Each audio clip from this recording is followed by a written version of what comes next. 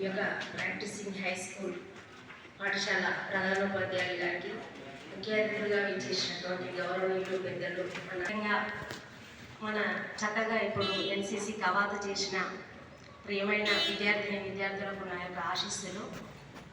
ముఖ్యంగా నేను చెప్పేది ఏంటంటే, ఎన్సీసీలో చేరడం వల్ల మనకి ఒక క్రమశిక్షణ అనేది అలవాటు అవుతుంది.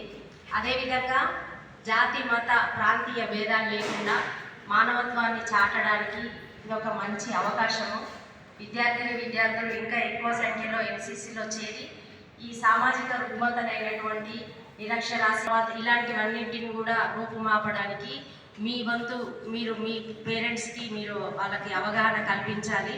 అదేవిధంగా పాఠశాల ప్రధానోపాధ్యాయుని నేను కోరేది ఏంటంటే, ప్రతి నెలకొకసారైనా సరే మనకి పిల్లలతోటి వివిధ యాక్టివిటీస్ చేయించాలి. ఏంటంటే ప్లాంటేషన్ కార్యక్రమాలు కానీ, శానిటేషన్ కానీ, తర్వాత వాళ్ళ తల్లిదండ్రులకు నిరక్షరాస్యులు అయితే వాళ్ళకు విద్య నేర్పడం కానీ, ఇలాంటి వాటిలలో కూడా వాళ్ళకి తర్ఫీదు ఇవ్వాల్సిందిగా కోరుతున్నాను.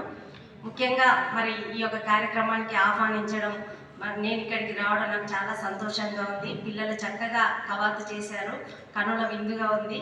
మరి ఈ యొక్క అవకాశం కల్పించిన ప్రధానోపాధ్యాయులు గారికి నా ధన్యవాదాలు తెలియజేస్తూ సెలవు తీసుకుంటాను.